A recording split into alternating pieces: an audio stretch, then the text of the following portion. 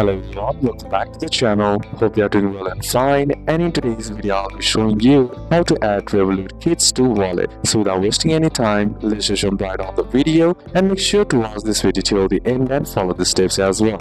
In order to add Revolut Kids to Wallet, before you start, make sure the Revolut Kids card is activated. The child has their own phone and account. The phone supports Apple Pay and Google Pay. The child meets the minimum age requirement, usually 13 plus or varies by country, and apps are updated to the latest version. Now, in order to add Revolut Kids to Apple Wallet, which is for the iPhone users, what you need to do is simply head over and open up your Revolut Kids and Teens app, then simply tap on the login option. Either you can log in with your mobile number or simply scan the barcode and log into your account. And once logged into your account, on the home screen you'll find the option that says cards. Simply select that, and now what you need to do is select the Revolut Kids card. Then once you select it, you'll find an option that says controls or card settings. Simply tap on that, and there you'll find an option that says add to Apple Wallet. Simply tap on that, and now confirm with Face ID, Touch ID or passcode. Once confirmed, the card will now appear in Apple Wallet and can be used with Apple Pay.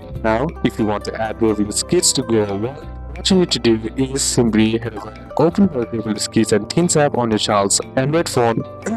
Then simply tap the cards icon on the top and then select the Revolut Kids card. Then simply go to the control or card settings, and there you'll find the option that says add to Google Pay. Simply tap on that, and now confirm with your PIN, fingerprint or screen lock, and then once confirmed, the card will now appear in Google Wallet for contactless payments. So these are a couple of steps that you can apply, and that's it for today's video, guys. Hope this video was useful to you. Leave a like if it did, comment down any questions that you have, and see you soon on the next one.